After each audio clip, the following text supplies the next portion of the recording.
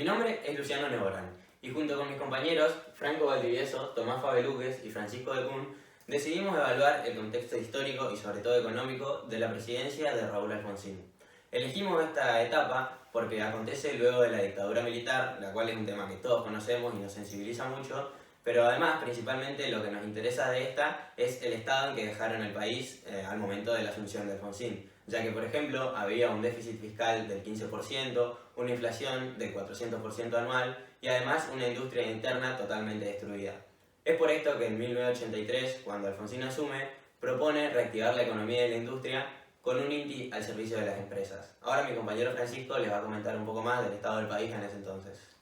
Bueno, cuando asume el presidente Raúl Alfonsín, se encuentra con un banco central casi totalmente vacío y una deuda externa muy grande, lo que lleva a su primer ministro de Economía, Gris Punt, a intentar declarar esta deuda totalmente inconstitucional debido al momento en el que fue contraída. El ministro de Economía, Gris Punt, intenta formar el club de deudores junto a otros países latinoamericanos que también tenían deudas externas muy grandes, para poder renegociar la deuda en conjunto y así lograr mejores condiciones. Esto no es posible debido a las presiones de los distintos organismos internacionales y que estos decían que la deuda tenía que ser negociada particularmente con cada país. Esto lleva a que el ministro Gris Punt renuncie. En 1985, una vez que Gris Punt renuncia, lo suplanta Surroil. Surroil crea el Plan Austral, que se basaba fundamentalmente en cambiar la moneda nacional del peso al austral, bajar la tasa de interés, hacer distintas medidas para bajar el gasto fiscal y congelamiento de precios.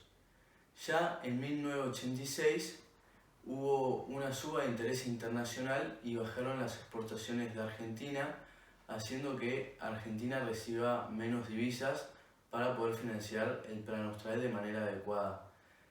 Por eso se tuvo que descongelar algunos precios y aumentar salarios. Ya a fines de este año, el Plan Austral estaba mostrando sus falencias.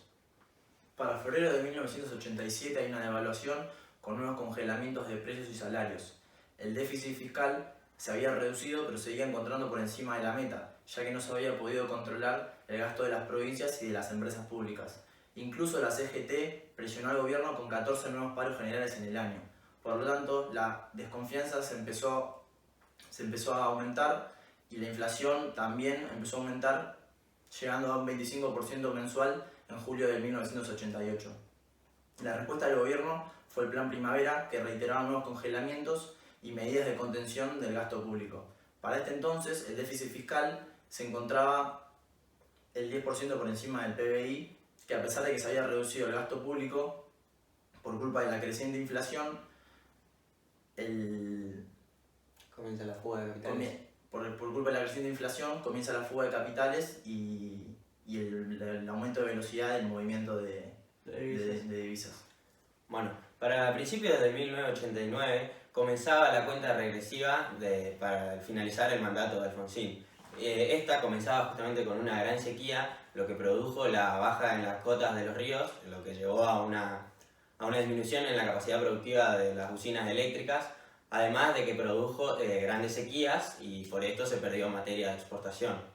Para julio de este año la inflación ya era de un 200% mensual, lo que se considera una hiperinflación, y es por esto que luego de estos acontecimientos Alfonsín tuvo que adelantar el cambio de mandato, entregándole la banda presidencial al ya electo presidente Menem. Una vez que ya analizamos el periodo de la presidencia de Alfonsín, según los textos de Diaman que analizamos en clase, nos pudimos dar cuenta que claramente es una inflación de costos. Primero de todo porque durante la presidencia hubieron dos factores externos a la oferta y demanda de la economía, que fueron la suba de interés internacional y la sequía que causó la baja productividad de electricidad, haciendo que suban las tarifas eléctricas y esto causando una inflación en todos los demás bienes. Y después que hubo déficit fiscal por culpa de la inflación, que hacía que por más que quieran bajar el gasto público, subía el precio de los salarios y de las jubilaciones. También consideramos que el periodo actual, del gobierno actual, la inflación que vivimos es claramente una inflación de costos, debido a que el gobierno cuando asumió quitó el subsidio a casi todas las tarifas y esto llevó a un aumento de casi todos los bienes, lo que llevó a una gran inflación. También la apertura de las importaciones generaron el cierre de muchas fábricas y bueno, este gobierno tampoco emitió y el índice de productividad de las fábricas nunca estuvo ni siquiera cerca del 80%, lo que claramente nos hace decir que no es una inflación de demanda, sino una inflación de costos. Incluso la Argentina viene arrastrando una inflación estructural por culpa del desequilibrio de la cadena productiva.